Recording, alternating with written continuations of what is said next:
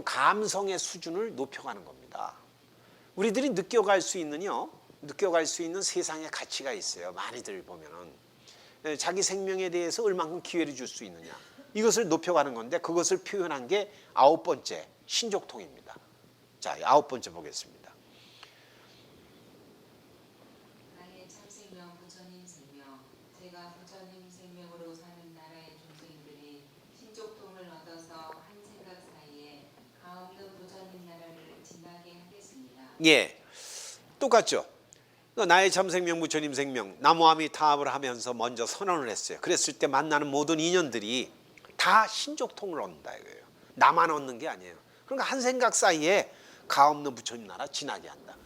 자, 이거 신족통 할 때 이 족자를 자꾸 다리 족자로만 생각하는 분들인데, 인생을 살아가는 게 물론 다리로 표상되는 진행형이에요. 하지만 이때 족은 만족이에요. 만족. 신통하게요, 항상 만족돼 있다는 거예요. 신족통은 항상 만족돼 있는 거죠. 우리들이 지금 세상을 살아갈 때 아까도 그런 얘기했었어요. 완전한 사람이 완전한 사람을 하고, 완전한 사랑이 완전한 사랑을 하는 것이지, 부족한 사람이 부족을 메꿔서 살아가는 게 아니죠. 생명은 본래부터 완전한 부처 생명이니까. 그런 자리에서 볼 때 우리가 신족통 얘기할 때 많은 분들은 신통력해갖고 하늘을 날아다니는 경공술 같은 거 있잖아요. 축지법 막 날아갔다. 여러분, 축지법 쓰는 사람은 땅에 안 내려와요? 막 지금 하늘을 날랐어. 중국 영화 봤죠? 하늘을 푹 날르는 것만 보지 마세요. 그 사람들이 어디 찾는 줄 아세요? 발 디딜 때 찾아요. 예? 발 디딜 때 찾아요. 발 딛지 않으면 나르질 못하니까. 발 디디지 못하면. 다시 얘기하면 나르는 게 궁극적이니까 발 디디는 게 출발이라니까요. 거기서부터라니까요. 우리가 신통하다라고 할 때 딛는 자리를 알아야죠. 딛는 자리가 만족점이에요. 만족점이거든요. 그러니까 우리가 어떤 하늘을 날랐다, 어떤 사람이 가끔 좀 이렇게 과장법으로다가 하늘을 나르는 모습들 막 보면 대단하다 그러잖아요. 그런데 하늘을 나르는 그런 것을 어떤 사람은 수행을 통해서 그걸 하늘을 나르는 거는 능력이라고 얘기들 해요. 그 무슨 능력이에요? 비행기 한번 타면 그냥 휙 날아가는 거. 예? 비행기 타면 되죠. 또 어떤 사람은요, 전번에 유튜브를 봤더니 너무 웃겨. 야, 이 인간을 보라. 소림사 승려가 무리를 막 갔대. 그래서 난 또 한번 봤어요. 근데 한 10몇 미터? 막 하더니 뽁 빠져. 예? 뽁 빠져. 그거를 몇십 년을 했대. 참 미쳤네. 몇백 원이면 배 타는데. 몇백 원이면 배 타고서 편안히 무리를 걷는데. 보세요. 그러니까 그 문제는요, 그게 능력 개발로 얘기하는데요. 육신의 능력 개발이잖아요. 육신은 끝내 한계를 갖고 있다니까요. 한계를 갖고 있어요. 여러분들 지금 뜀박질 잘하는 어느 선수가 있다. 이번 누구죠? 100m 이런 친구 있잖아요. 잔찬한. 그래서 그 친구도 조금 나이 먹으면 못할 거 아니에요. 예? 그러면 다시 얘기하면 시간이 흐르고 육신이 안 되니까 한계를 갖고 있다는 뜻이죠. 내가 지금 엄청나게 잘 뛰어. 내가 엄청나게 아령을 몇 개 들고 그냥 힘이 근육이 이래. 그래 봐야 나중에 보면 한계 나타나죠. 그러니까 뭐냐면 나라는 능력을 확장해 봐야 그것은 유한적이에요. 또 상대적이고. 근데 그런 것을 확장해 가는 게 아니라 본래 갖고 있는 만족을 누려가는 게 이 신족이라 그랬잖아요. 신통하게도 우리는 어떤 조건에서도 우리는 만족에서 출발하고 있어요. 만족 차 있어요. 모든 것이 가득 차 있다. 가득 차 있지 않고 나라는 전제를 갖게 되면은, 아까 그랬잖아요. 우리가 이 앞에 타심통 얘기할 때도 자기 자신에 대한 마음을 뭘 볼 것이냐. 나에 대해서 부족하다고 하는 사람이 열심히들 일합니다. 우리들 보통 일을 하거나 예를 들면 또 어떤 사람들과 사귀거나 그럴 때 보면 예사로 아니죠. 참 전력 투구하죠, 사실. 전력 투구합니다. 보세요. 보시면 제가 이렇게 전에 계시지만 칭찬할 건 해야 되니까 우리 미보부님이 그때 공양관에서 이렇게 하시는데 옆에 있는 모습이 몰두했을 때 열중의 미라는 게 있어요. 어느 시인의 얘기인데 열중해서 막 할 때 아름답다니까요. 그때 확 이뻤어요. 오늘 와서 고백하는 건데. 화나세요. 뭔가 열중하고 있을 때 보세요. 뭘 한다. 참 아름답다. 저게 아름다움이죠. 우리가 무슨 얼굴이 어떻다가 아니라. 근데 문제는 말이죠. 그 자기의 완전함을 갖다가 그대로 스트레스 안 받으면서 잘하려고 하는 게 아니라 있는 그대로를 완전함 속에서 느끼는 사람인데, 가끔 이 일을 하면서 일에 치인 분들이 있어요. 잘하는데, 열심히 하는데, 그걸 흔히 워커홀릭이라 그러죠, 영어로. 일 중독자들이 쓰러졌어. 일하다가 쓰러지고 나서 편안할 것 같죠. 어쩔 줄 몰라. 막 일을 안 하죠. 어쩔 줄 몰라. 막 일을 안 하면 우리가 봐서 일 안 하니까 아유 일에서 해방됐잖아. 아니에요. 불안해. 그 일에 매여버린 거죠. 노예가 된 건데. 자, 제가 일화를 하나 말씀드리면서 이게 얘기하는 게 날 것 같아요. 때는 통일신라 때입니다. 통일신라 때인데 그때 우리나라 국사가 계셨어요. 경흥이라고 하는 스님입니다. 경흥이라는 큰 스님이 계셨는데, 이 경흥이라는 분은 통일신라면서도 이분의 출신 지역은 백제계예요. 그럼 통일신라는 고구려계가 있고 백제계가 있고 신라계가 있겠죠, 그죠? 모여서 통일신라니까. 그런데 백제계에 있는 분이 국사가 되기까지는 그게 만만한 게 아니에요. 지금 뭐 우리가 보기에 그분이 도력이 있으시고 공부 많이 하셨으니까 됐겠지 했지만은 역시 그 안에도 뭐가 있겠죠.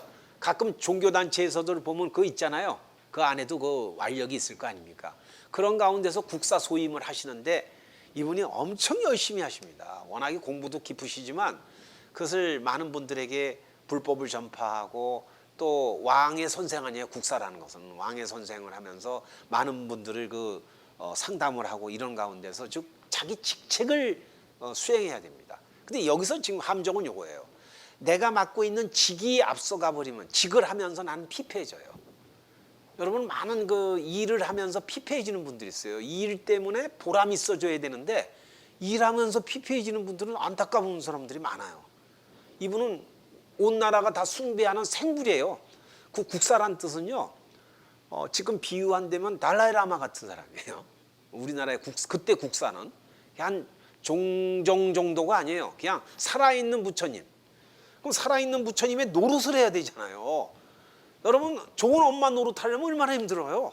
예? 그냥 살면 되는데 그냥 무슨 노릇을 해라 그런단 말이에요. 그분이 어느 날 쓰러졌어요. 이분이 그냥 하다가 공무집행하다가 쓰러지셨어요. 그러니까 지금으로 얘기하면 이제 119에 실려간 거야. 정신이 났어. 정신이 났는데 뭐 완전히 심신이 피폐해진 거예요. 일을 못해. 딱 있는데 밤에 비몽사몽간에 웬 비구니가 방문을 열고 들어온 거예요. 비구니가 딱 들어오더니, 지금 스님의 병은 당신이 자초한 겁니다. 이것은 약으로 고쳐줄 게 아닙니다. 그러면서 이 비구니가 웃기기 시작하는데, 개그 중에 몸개그라는 거 있죠. 몸으로 하는 이 표정으로 너무나 웃겨갖고, 여러분 저기 엄숙한 분들 보면 잘 안 웃죠. 안 웃으려고 막 용을 쓰잖아. 이러잖아요. 경흥이라는 분이 워낙에 고고한 분이에요. 그런 분이에요. 남들 앞에 이런데 하다 보면 너무 웃겨갖고 이게 터지기 시작했어요. 그럼 한번 웃음보가 터지면 못 말리죠. 하고 밤새 웃었어. 이 비구니가 너무 웃기는 거야. 와서 춤을 추고 막 얼굴 표정을 이상한 제 해갖고 너무 웃었어요. 밤새 웃다가 봤더니 호련이 없어졌어요. 아침 해가 떴는데 비구니가 없어진 거예요. 그래갖고 조금 아까 비구니가 와서 난 너무 웃기게 하고 내가 몸이 가뿐해. 그때 비구니가 이제 당신 병은 다 났어 하고 왔단 말이에요. 이게 뭐지? 누구지 그 비구니는? 알고 봤더니 법당에 모셔진 11면 관세음보살이더라. 이게 삼국유사에 나오는 얘기예요. 그 가만히 보면요, 11면 관세음보살이더라. 이 표현은 뭐냐면 관세음보살을 대상으로 보고 있다, 그 안에서 생명력을 느꼈을 때 일어나는 현상이에요. 웃었죠? 여러분 보세요. 웃는다라는 것은, 여러분 웃을 때 어떻게 돼요? 보명보부 웃을 때 발끝부터 다 웃어. 온몸에 웃을 때요, 어떤 운동보다도 온몸의 근육이 다 움직여요. 그래서 웃음이 그렇게 좋다는 건데, 이거에 주목한 사람들이 요 근래 오래된 건 아니에요. 인도에서 웃음 치료라고 하는 건 어떤 내과 의사가 이제 운동을 시작했어요. 인도에 있는 내과 의사가 우연히 환자들이 왔는데 한결같이 다 찌푸리고 있는 거야. 그 왜 그래 찌푸리세요? 그러니까 아파서 찌푸린데. 거꾸로 얘기하면 이 사람은 웃으면 안 되나? 그랬더니 환자들이 안 해지고 아파 죽겠는데 웃음이 나와? 웃으면 병이 고치는데. 의사가 발상의 전환이에요. 그때 이 사람은 의사 때려치고 이거 전도사가 된 거예요. 그래갖고 웃음 치료라는 게 시중에 나왔는데, 그 혹시 되시면은 인터넷에서 레프터 클럽, 래핑 클럽 영어로 돼 있습니다만 그런 거 한번 쳐보세요. 전 세계 네트워크가 있어요. 이건 종교하고도 관계없이 막 하는데 그 기본 본성이에요. 웃을 때 어떻게 돼요? 보명보부 잘 웃으니까 나를 개방해요, 나를 탁 방어해요. 그죠? 남들이 날 주책스럽다고 하던 말던, 그죠? 저거 봐. 아유, 내가 어쩌든 웃잖아요. 웃는 순간 나는 완전히 활짝 열리는 거예요. 활짝 열려요. 그래서 우리말에 제가 참 좋아하는 속담, 웃으면 복이 와요. 복이 오면 웃는 게 아니에요. 웃으면 복이 와요. 그러면 신족통이에요, 이게. 신통하게 해요.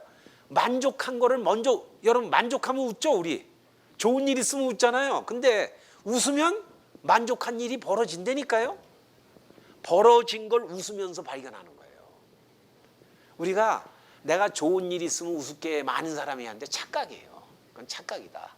그래서 법부님들 한번 이 경영스님 예를 한번 드리면서 다음 시간에 오신통 간단히 요약할 겁니다. 우리가 신통이라는 것은 결국은 구하는 목표가 아니에요. 내가 없는 능력을 발휘하는 게 아니에요. 우리는 이미 신통력자다. 그죠? 우리는 신이 활동하게 해서 신이 내 삶을 관통하게 하는 것이 내 삶의 노릇이에요. 그렇기 때문에 그 결과를 앞세우지 마시고 신을 통하게 하자. 이랬을 때 그 코드는 나무아미타불이다. 나의 참생명 부처님 생명이라는 코드로부터 이 능력은 발현되기 시작한다. 자, 그러니 무슨 걱정이 있겠습니까? 자, 오늘 여기까지 모시고 다음 시간에 이제 여기서 좀 본격적으로 그럼 이제 이것을 살아가는 문제를 이제 여기서 이제 우리들의 삶 속에서 또 대입해 가겠습니다. 48대원은 이렇게 참 자상해요. 여러분들의 법문을 기다리고 있습니다. 자, 오늘 여기까지 모시겠습니다.